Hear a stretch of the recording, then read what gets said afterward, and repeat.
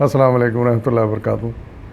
آج میں آپ کے سامنے سورہ طور کی آیت نمبر 35 سے لے کر 39 یعنی فرام 35 اپ ٹو 39 ترجمہ لے کر حاضر ہوں، سماعت فرمائیے۔ اعوذ باللہ من الشیطان الرجیم، بسم اللہ الرحمن الرحیم۔ کیا یہ کسی خالق کے بغیر خود ہی پیدا ہو گئے ہیں یا یہ خود اپنے خالق ہیں؟ یہ زمین اور آسمانوں کو انہوں نے پیدا کیا ہے۔ اصل بات یہ ہے کہ یقین نہیں رکھتے۔ کیا تیرے رب کے خزانے ان کے قبضے میں ہیں یا ان پر انہی کا حکم چلتا ہے؟ کیا ان کے پاس کوئی سیڑھی ہے جس پر چڑھ کر یہ عالم بالا کی سنگن لیتے ہیں؟ ان میں سے جس نے سنگن لی ہو وہ لائے کوئی کھلی دلیل۔ کیا اللہ کے لیے تو ہیں بیٹیاں اور تم لوگوں کے لیے ہیں بیٹے؟ صدق اللہ العظیم۔ ان آیات میں اللہ تعالیٰ نے کفار و مشرکین سے، جن کو حضور صلی اللہ علیہ وسلم مخاطب تھے، ان سے کچھ بڑے ہی تلخ سوالات کیے ہیں۔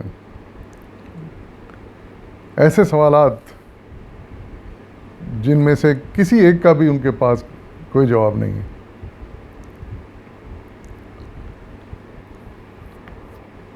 تو اس قرآن کے ذریعے سے، حضور صلی اللہ علیہ وسلم کے ذریعے سے یہ سوالات ان کو سنائے گئے اور وہ ششدر رہ گئے، حیران رہ گئے کہ اس کا کیا جواب دیں۔ سوال آپ بھی سنیے۔ پہلا سوال یہ ہے کہ کیا یہ کسی خالق کے بغیر خود پیدا ہو گئے ہیں؟ یعنی جو یہ اس طرح اکڑ رہے ہیں، ہماری باتوں سے انکار کر رہے ہیں، رسول کا انکار کر رہے ہیں، کتاب کا انکار کر رہے ہیں، اللہ کے پیغام کا انکار کر رہے ہیں، یہ کیا بغیر کسی خالق کے پیدا خود بخود پیدا ہو گئے ہیں؟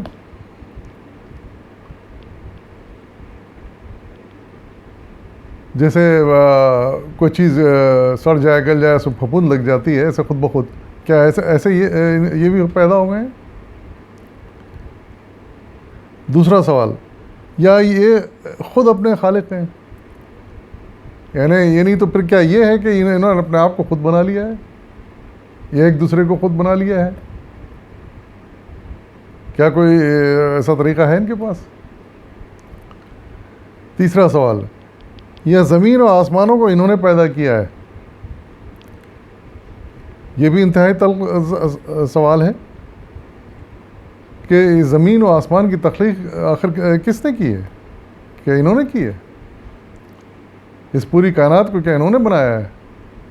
جو اس قدر یہ غرور میں، تکبر میں مبتلا ہیں کہ کسی بات کو ماننے کے لیے تیار نہیں ہیں۔ پھر ان تلخ سوالوں کا خود ہی اللہ تعالیٰ نے ایک جملے میں جواب دیا ہے۔ ارشاد فرمایا ہے کہ اصل بات یہ ہے کہ یقین نہیں رکھتے۔ حقیقت ہے کہ جب ان کو یقین ہی نہیں ہے کسی بات پر، اللہ تعالیٰ پر، اس کے رسول پر، اس کی کتابوں پر، تو پھر وہ کس طرح مان سکتے ہیں؟ کچھ بھی کہہ لیں، کچھ بھی کر لیں، ماننے والے نہیں ہیں۔ اور ان میں سے کسی بات کا ان کے پاس جواب نہیں ہے۔ پھر ایک اور سوال کیا گیا ہے، بڑا تلخ یہ بھی ہے، کیا تیرے رب کے خزانے ان کے قبضے میں ہیں یا ان پر انہی کا حکم چلتا ہے؟ یعنی جو بھی نعمتیں ہیں، بارش ہے، اولاد ہے، مال ہے، دنیا کی جتنی نعمتیں ہیں، یہ جو خزانے ہیں، یہ کیا ان کے قبضے میں ہیں؟ یہ ان کو بانٹتے ہیں یا ان کے قبضے میں نہیں ہو تو یہ ہے کہ اس کی جو تقسیم ہے ان کے حکم سے ہوتی ہے، جس طرح چاہے تقسیم ہوتی ہے؟ اس کا بھی کوئی جواب ان کے پاس نہیں تھا۔ پھر ایک اور سوال کیا گیا ہے، کیا ان کے پاس کوئی سیڑھی ہے جس سے چڑھ کر یہ عالم بالا کی سنگن لے لیتے ہیں؟ اس کا بھی کوئی جواب ان کے پاس نہیں تھا۔ یعنی کوئی ایسا طریقہ ہے کہ اوپر جا کے چڑھتے ہوں اور آسمانوں سے اللہ تعالیٰ کے جو جہاں سے حکم نکل رہا ہے وہاں تک پہنچتے ہوں اور دیکھتے ہوں کہ کیا ہو رہا ہے؟ کیا کچھ وہاں سے احکام کا آغاز ہو رہا ہے؟ کیا کچھ وہاں سے انتظامات چل رہے ہیں؟ کیا ان کو اس کی کچھ خبر ہے؟ کیا جا کے دیکھا ہے انہوں نے؟ یہ سنا ہے؟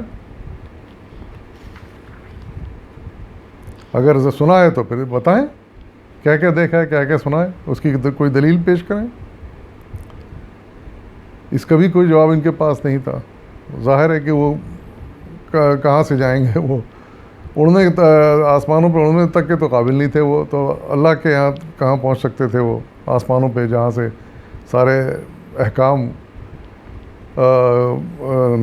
چلائے جا رہے ہیں، نافذ ہو رہے ہیں، سارا انتظام چل رہا ہے کائنات کا۔ ناممکن سی بات تھی۔ یہ تو آج کی انتہائی سائنس کی ترقی کے باوجود، جبکہ کتنی دور فضاؤں میں انسان چلا گیا ہے، خلا میں چلا گیا ہے، خلا میں گھومتا پھرتا ہے انسان، تب بھی انسان دعویٰ نہیں کر سکتا کہ اللہ تعالیٰ کے اس جگہ پر پہنچ گیا ہے جہاں سے اللہ تعالیٰ سارا کائنات کا نظام چلا رہا ہے۔ تو وہ زمانے کے لوگ کیا کر سکتے تھے؟ تو اس طرح ان کے پاس اس سوال کا بھی کوئی جواب نہیں تھا۔ پھر اللہ تعالیٰ نے ان کی نہایت بیہودہ الزام کا یہاں جواب دیا ہے، وہ بھی سوال ہی کی شکل میں دیا ہے، کیا اللہ کے یہاں کے لیے تو ہیں بیٹیاں اور تم لوگوں کے لیے بیٹے ہیں؟ یعنی وہ کفار مشرکین جو تھے، ان کا یہ کہنا تھا کہ جو فرشتے ہیں یہ اللہ تعالیٰ کی بیٹیاں ہیں، اور اس لیے ہمیں بیٹے ملنے چاہیے، اور اسی لیے وہ بیٹے کی پیدائش پہ بڑے خوش ہوتے تھے، بڑے خوشیاں مناتے تھے، اور بیٹیوں کی پیدائش پہ ان کو موت آ جاتی تھی، وہ غم میں مبتلا ہو جاتے تھے، یہاں تک کہ پھر ان بیٹیوں کو، ہم جانتے ہیں تاریخ میں ایسے واقعات ہیں کہ ان کو بیٹیوں کو زندہ گاڑ دیا جاتا تھا، اس قدر جہالت تھی ان کے پاس۔ تو غرض یہ تمام آیتیں ان کو شرمندہ کرنے کے لیے تھیں کہ وہ کسی سوال کا جواب نہیں دے سکتے تھے، لیکن بہرحال چونکہ ضد پہ تھے اور جہالت میں تھے، اس لیے وہ ماننے کے لیے بھی تیار نہیں تھے۔ کوئی دلیل لا کے انکار کرتے تب بھی کوئی بات تھی، کوئی دلیل ان کے پاس کسی بات کی نہیں تھی۔ تو یہ مختصر سا احوال بڑے خوبصورت انداز میں اللہ تعالیٰ نے پیش کیا ہے کہ جو اس وقت کفار مشرکین کا تھا۔ وآخر دعوانا والحمد للہ رب العالمین۔